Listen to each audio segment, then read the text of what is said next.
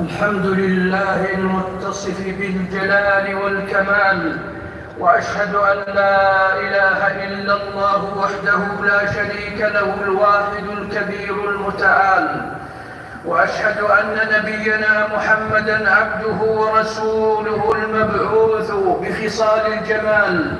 اللهم صل وسلم وبارك عليه وعلى آله وصحبه إلى يوم المآل. أما بعد، فيا أيها الناس، اتقوا الله جل وعلا، فمن اتقاه وقاه السيئات ومن عليه بالمسرات والخيرات، واتقوا الله لعلكم تفلحون. في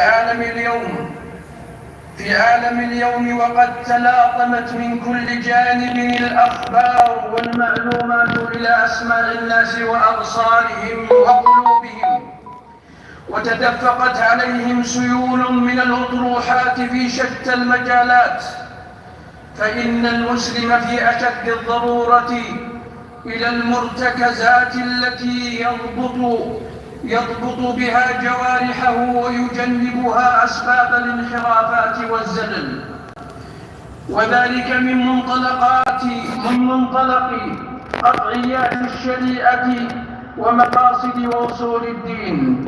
يقول الله جل وعلا: ولا تقف ما ليس لك به علم إن السمع والبصر والفؤاد كل أولئك كان عنه مسؤولا. هذه الآية الكريمة وما ماثلها من الآيات والنصوص تقرر أصلاً قطعياً يضمن السلامة للمجتمع ويحقق أسباب النجاة وسبل السعادة بكل معانيها.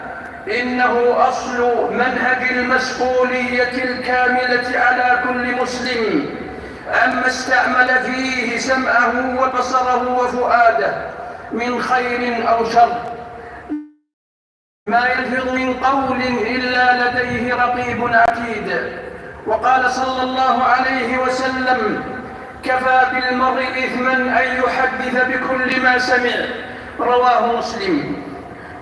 قال ابن عطية رحمه الله عند تفسير هذه الآية: وهذا أدب خلقي عظيم، وهو أيضا إصلاح عقلي جليل يعلم الأمة التفرقة بين مراتب الخواطر العقلية، بحيث لا يختلط عندها المعلوم والمظنون والموهوم.